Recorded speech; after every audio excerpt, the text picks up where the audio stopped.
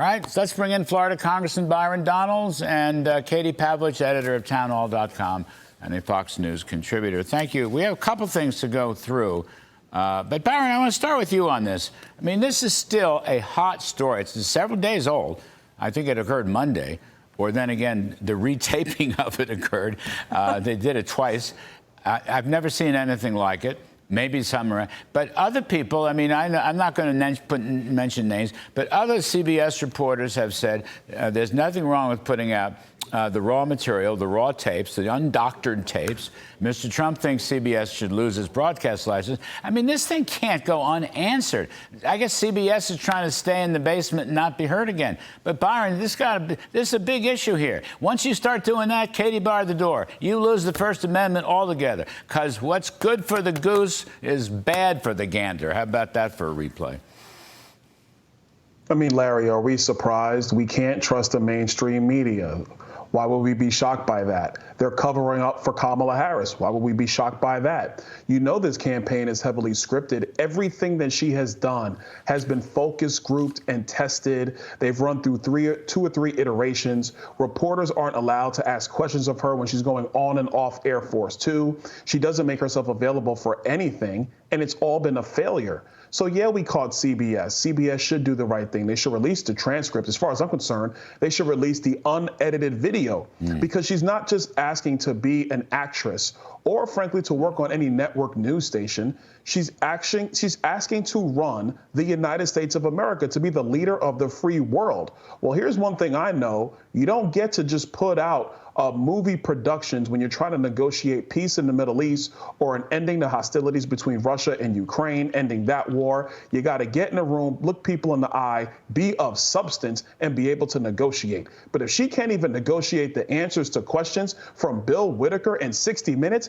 how do you put her in front of Xi Jinping or Vladimir Putin? It's not going to work. We already know all we need to know. Let's stop with the mess, America. Elect Donald Trump. We cannot have this. Well, you know, Katie, I mean, the word salad became a specific, I guess, one-sentence attack on Israel. That was the other thing. She actually had a policy. I don't like the policy, but she actually had a policy, end the war with Israel, et cetera, from the word salad.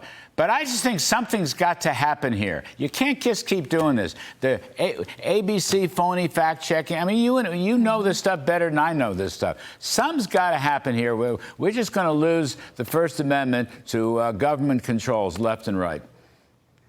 Yeah, CBS cutting off J.D. Vance's mic when he started fact-checking the so-called fact-checkers at that debate. There's that happened. You now have this scandal where CBS Newsroom is very upset that a journalist would dare push back on this pro-Hamas, pro-terrorism author who came onto their programming. And now, of course, you have this editing scandal with CBS News. And the big question is, what are they hiding? It's not difficult for a news organization to put out a full transcript, to put out the full video. It's not like there's a real estate issue here anymore. We have the digital atmosphere of the internet where you can put out as much content as you really want to.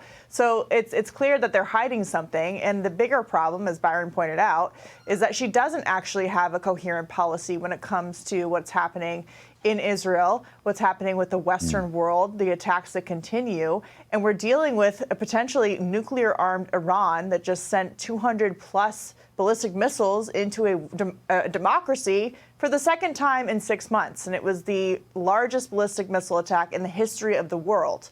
And yet this is her incoherent policy that CBS wants to cover up. I mean, the number one job of the president is to be the commander-in-chief and to protect the country. And so she clearly is failing that test, and CBS is helping her do that. Different subject, Byron. Barack Obama playing the race card up in Pittsburgh I guess it was last night. He's chiding black people to vote more for Kamala Harris and less for Donald Trump. Probably not at all for Trump. But all I heard, I mean, I didn't go through a transcript, but it seemed to me that he's pulling a race card out, calling them brothers, He didn't talk about the economy. He didn't talk about real wages. He didn't talk about take-home pay. He didn't talk about illegal immigration. He didn't talk about the loss of public safety and the onset of crime, or how much money they've been having to spend because of the immigration process. There's a million issues, real-world issues, that everybody of all colors have to deal with. He didn't want to talk about any of that. And I played it in my riff, and we had Vivek Ramaswamy talk a little bit about it. I don't know. I mean, how can Obama think he's going to get away with that without criticism? Well, the truth of the matter is, Larry, is that Barack Obama lives in a world where black voters vote Democrat no matter what. And so now that you have black voters saying in particular, you know what, I don't want to support Kamala Harris. I was doing better under Donald Trump. The country was safer under Donald Trump. Our border was secured under Donald Trump. There were no new wars under Donald Trump. Now that that's coming out, he's upset because it messes with his worldview of how the Democrat coalition should be. And frankly, the issue is not so much what happened during the Obama era. It's been the disaster of the Kamala Harris, Joe Biden era. That's the problem that's going on in America today. And black voters, like every other segment of our country, they've had enough. Of course, I would anticipate that the majority of black voters are going to vote for Kamala Harris. But what Barack Obama's talking about is the 90% number of black voters voting for Kamala Harris. That's not going to happen in this presidential election. And who's leading the way in terms of black voters leaving the Democrat Party are black men, because they're thinking about generational wealth. They're thinking about security in their cities and where they live. They're thinking about this crazy illegal immigration crisis, which is a man-made political disaster of the Democrat Party led by Kamala Harris. They want changes too, and Kamala Harris is not providing any of those changes. She was on The View saying that she couldn't think of anything that she would change. She was a part of every decision. Well, if the person running saying they're not going to change anything, that's what their whole message is, and you're looking for a change, why would you go and vote for that? So Barack Obama might be upset, but this is his party. It's their fault. They broke so much in this country, and Kamala Harris is going to pay the price this November for it. Katie Pavlich, I'm out of time, but there's one more thing I just want to cover. Governor Gretchen Whitmer, insulting Catholic. I don't know what religion you are, frankly. I don't know what religion Byron is. I am a Catholic, a practicing Catholic, using a Dorito chip as a communion wafer in this bizarre podcast video, and it's a left-wing podcaster. She's just mocking Catholics, and of course, we know she's not going to show up at the Al Smith dinner in New York. Katie, can you just give me about 20 seconds on this one?